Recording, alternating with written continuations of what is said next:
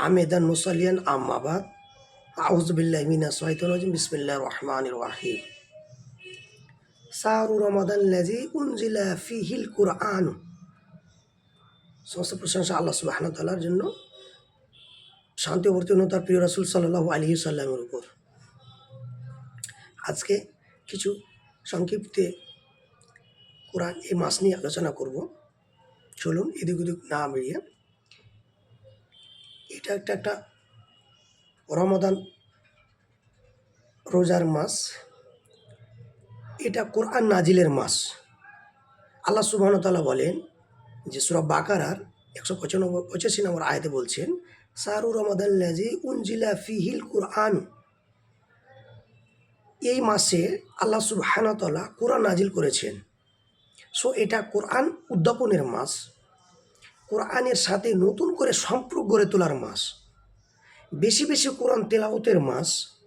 নফল ইবাদত যে লিস্ট আছে তার মধ্যে সবচেয়ে শ্রেষ্ঠ নফল ইবাদত হচ্ছে কোরআন তেলাওয়াত করা। এটা মুখ্য সময় হচ্ছে রমাদানুল মোবারকবাদ। আমরা প্রত্যেককে জানি এ মাসে কোরআন তেলাওয়াত করে, যে কোরআন তেলাওয়াত করার যে একটা আবহাওয়া, একটা ইমেজ, একটি পরিবেশ এবং একটা মজা পাওয়া যায়, বছরের অন্য কোনো মাসে কিন্তু সে মজাটা আসে না, কিন্তু ফিলিংটা আসে না। সো এটা সুযোগটাকে আমাদেরকে কাজে লাগাতে হবে।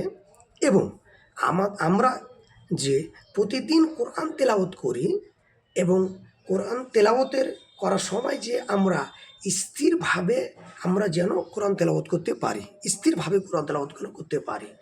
কারণ স্থিরভাবে যদি আমরা কোরআন তেলাওয়াত না করতে পারি তাহলে আমাদের উপরে নালাত অর্জিত হবে। আপনি স্থিরভাবে করলে, সুস্থভাবে বললে, তাহলে আল্লাহ সুবহানাহু ওয়া তাআলার পক্ষ থেকে কোরআন বরকত নাজিল হবে। আর আপনি যদি ধীরে ধীরে যদি আপনি দ্রুত যদি কোরআন তেলাওয়াত করেন তাহলে আপনার পক্ষে নালত নাজিল হবে। কারণ যে মানে আপনি অনেক কেউ আছে যে এই মাসে কোরআনটাকে পুরো আমাকে খতম করতে হবে। কারণ কোরআন খতম করতে গেলে কোথা থেকে আপনার একটু 19-20 যখন আপনার ভুল হয়ে যাবে তখন আল্লাহ সুবহানাহু পক্ষ থেকে গুনাহ হবে।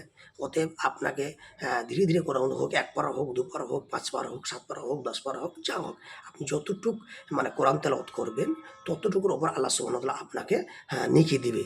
আর আপনি পুরোটা শেষ করতে হবে এটা কোনো মানে নেই আপনার যে পুরো শেষ করতে হবে। আপনি ধীরে ধীরে চেয়ে যদি আপনি শেষ করতে পারেন আলহামদুলিল্লাহ, যদি না পারেন তাহলে আলহামদুলিল্লাহ। তাহলে এখানে দুটো পয়েন্ট আছে যে আপনাকে দ্রুত কোরআন তেলাওয়াত করা যাবে না। 2 নম্বর পয়েন্ট, আপনাকে অর্থ সহকারে কোরআন তেলাওয়াত করতে হবে। কারণ আপনি যে কোনো সূরা পড়েন না কেন, 114টা সূরার মধ্যে আপনি যে কোনো সূরা পড়েন না কেন, আপনাকে বুঝে সুন্দরভাবে কোরআন তেলাওয়াত করতে হবে। তাহলে আল্লাহ সুবহানাহু ওয়া তাআলার পক্ষ থেকে রহমত এবং নেকি আপনার উপরে বর্ষিত হবে। তারপরে হচ্ছে আপনাকে কয়েকটা আমরা পয়েন্ট বলবো। কোরআন এমন একটি কিতাব যা এই হৃদয় গেঁথে নিয়েছে, যারা এই হৃদয়ে গেঁথে নিয়েছে তারাই সম্মানিত হয়েছে। কোরআন এমন একটি কিতাব যারা এই কোরআনকে মেনে নিয়েছে, এই হৃদয়ে গেঁথে নিয়েছে, আল্লাহ সুবহানাহু ওয়া তাআলার পক্ষ থেকে তার সম্মানিত হয়েছে। 1 নম্বর, যেমন একটু খেয়াল করে দেখুন, জিবরাইল আলাইহিস সালাম কোরআন আসমান থেকে পৃথিবীতে নিয়ে এসে, তাই জিবরাইল আলাইহিস সালাম হচ্ছেন শ্রেষ্ঠ ফেরেশতা। 2 নম্বর পয়েন্ট, রাসূল সাল্লাল্লাহু আলাইহি ওয়াসাল্লামের উপর কোরআন নাজিল করা হয়েছেন, তাই তিনি শ্রেষ্ঠ রাসূল সাল্লাল্লাহু আলাইহি সাল্লাম। 3 নম্বর পয়েন্ট হচ্ছে এই রমাদান মাসে কোরআন নাজিল করা হয়েছে, তাই 12টি মাসের চেয়ে শ্রেষ্ঠ মাস রমাদানুল মোবারকবাদ, রমাদান মাস। 4 নম্বর পয়েন্ট হচ্ছে কদর রাত্রে নাজিল করা হয়েছে, তাই এই শ্রেষ্ঠ রাত। 5 নম্বর পয়েন্ট হচ্ছে আমরা উম্মতে মুহাম্মাদের ও কোরআন নাজিল করা হয়েছে, তাই আমরা শ্রেষ্ঠ জাতি, মানে খায়রে উম্মাহ।